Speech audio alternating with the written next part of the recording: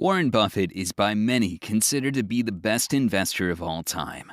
The Oracle of Omaha has been investing in the stock market for more than 80 years and has a net worth of more than $100 billion. $1 million, which for many is a big financial goal, is less than 0.001% of his net worth. But reaching the 1 million mark was a big goal for Buffett, too.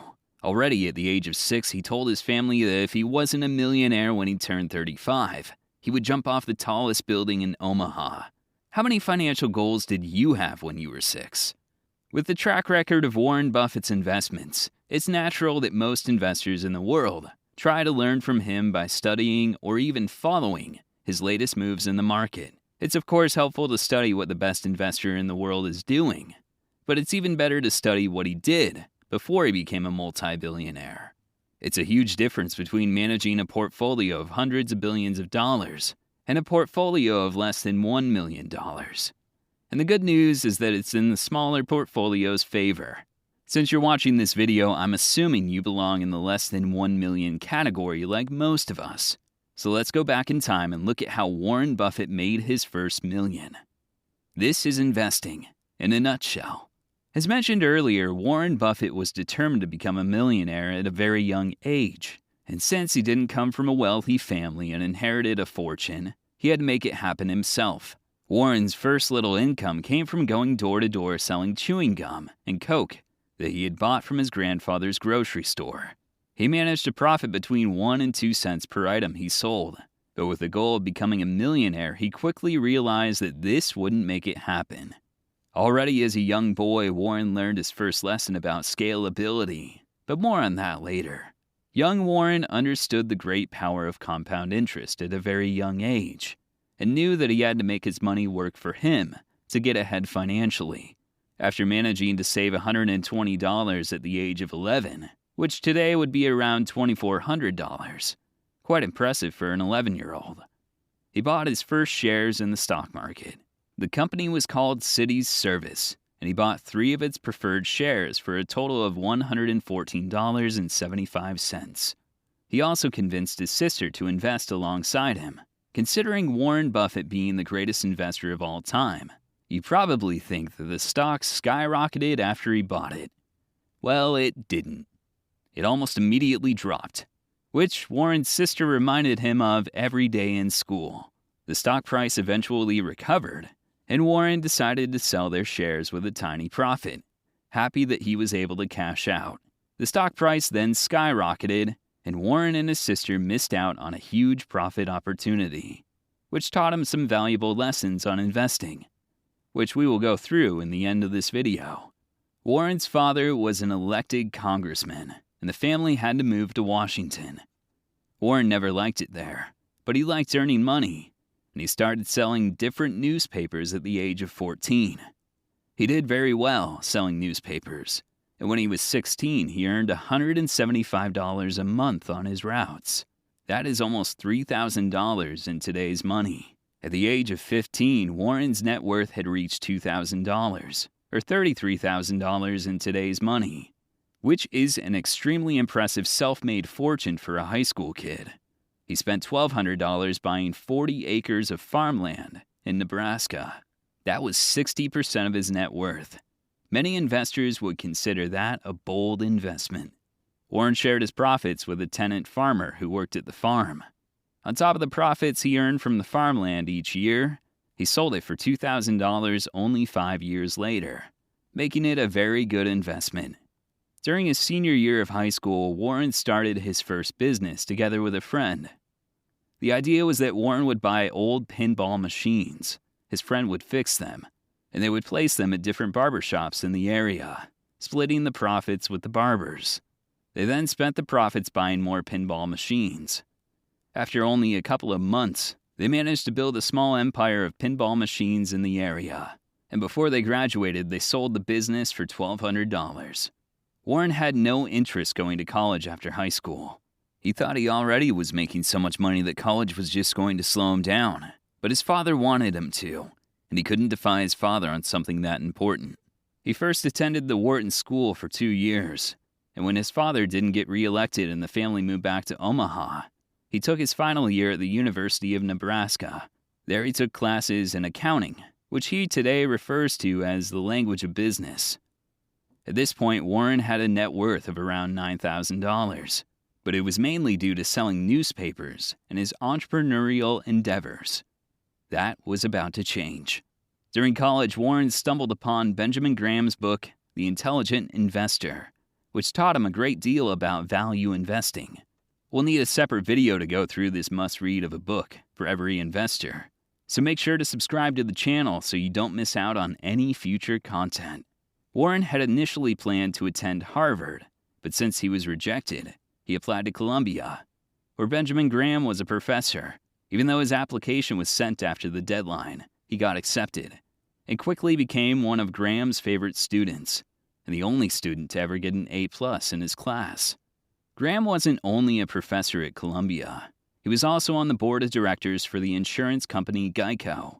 Warren got very interested in the company and the insurance industry, and one Saturday morning he took the train down to Geico's headquarters in Washington and knocked on the door until a janitor let him in.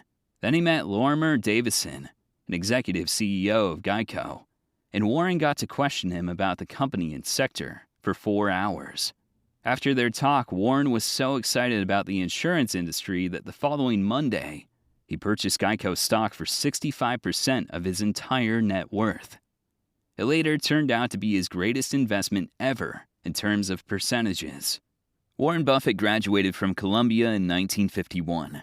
He had a strong wish to work for his idol, Benjamin Graham, but even though he offered to work for him for free, he was turned down. He then moved back to Omaha and started working as a stockbroker at his father's firm. He didn't particularly like this job since he felt more like a seller than an investor, but he stayed in touch with Graham, occasionally informing him about his latest investments and moves in the market. And after 3 years, he managed to convince Graham to hire him. Warren moved to New York in August 1954 and started working at the Graham-Newman Fund with a starting salary of $12,000. He quickly became the star of the fund, and already after 2 years, he was offered to take over the fund when Graham himself wanted to retire. Warren surprisingly turned down the offer. If Graham was going to retire, he rather wanted to go his own way, so Warren moved back to Omaha. At the age of 26, Warren had accumulated a net worth of around $170,000. After moving back to Omaha, he founded Buffett Associates Limited, which was an investment partnership similar to Graham-Newman, only much smaller. It consisted of himself as a general partner and 7 limited partners, which were 4 family members and 3 close friends. They contributed $105,000 to the fund in total. Warren himself only put $100 into the fund. In the following years, he formed several more partnerships, and in 1958, he was managing 5 partnerships. The fees varied from partnership to partnership, but years later, when they were all merged into one partnership, the limited partners would get the first 6% of any profits during the year, and Warren would get 25% of the profits exceeding that.